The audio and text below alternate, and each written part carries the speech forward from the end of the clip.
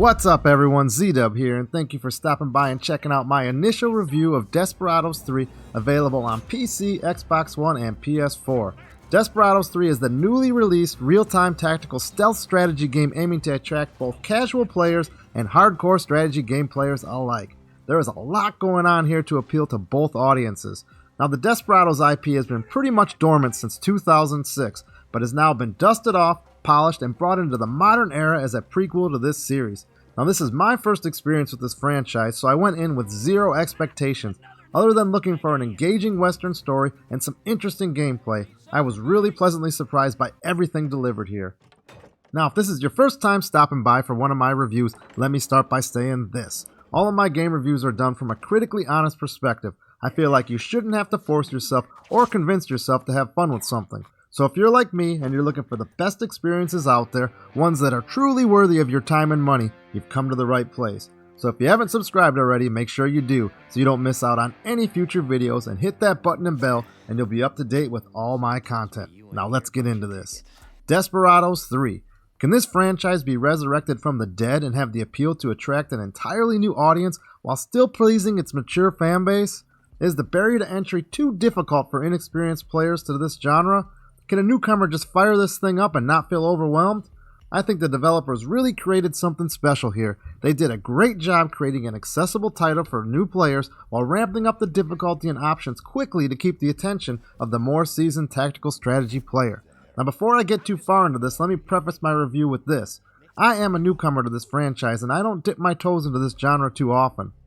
As most of you know, I am primarily a shooter or adventure player, but I do enjoy these type of games when they are on the level of quality and detail like we have here with Desperados 3.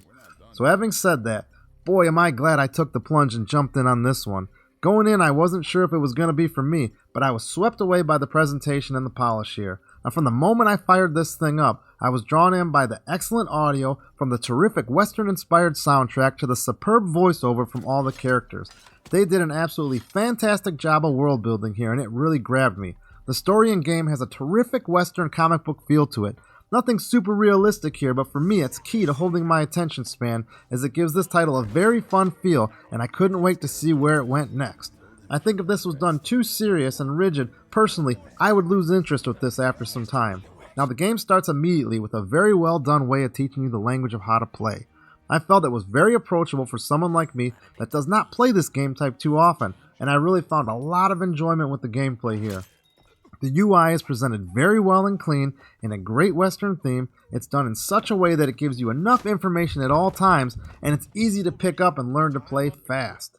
Now, as you learn the mechanics of the gameplay, there's a hint system provided throughout, where you can move your character to a paper icon, get a new lesson about new skills or abilities, then use what you learned right there.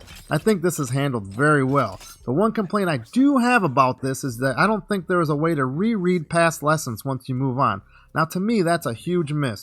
If you put a game like this down for a week or more, I think it's necessary so you can hop back in and not feel lost. Other than that, I do feel the UI does a good job of keeping you prompted how to play. As far as the UI, I have one other minor complaint. This game requires you to do a quick save as you complete different engagements. It's a fine mechanic for this. You gotta trigger this save yourself, which is easy, but there's a prompt that seems to pop up if you haven't saved every minute. I felt like it was always popping up, and it became a bit of an annoyance. I did find out in the settings, thankfully, this can be modified to pop up at different intervals. I found 2 minutes to be less intrusive. Now, as far as graphics go, they nailed the look and feel here, and I really appreciated the well done character animations. This game ran very well for me at its highest settings displayed here. So the real question is, did I enjoy this gameplay and find some solid fun here? Now, the answer to that is a pretty big yes. I felt the gameplay is very smooth and engaging. It has a very relaxing, chill mood to it, where I feel like you can just kick back and get lost in this. It is definitely not a stressful experience, but a very well thought out game that'll flex your brain.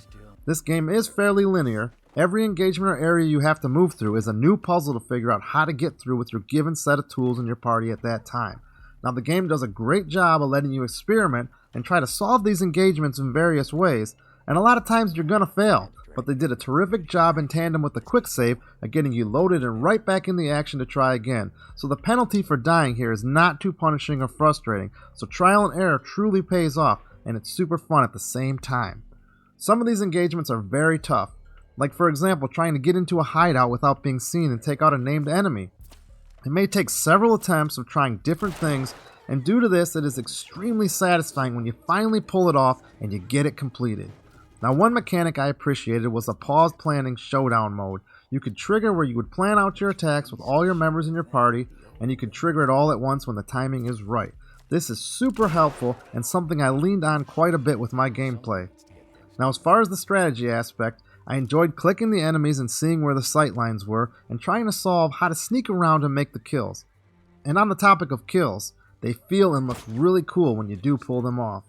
Now as you progress through the levels, several characters join your party with various special abilities which really give you a lot of options and fun new ways to solve and explore these puzzle engagements.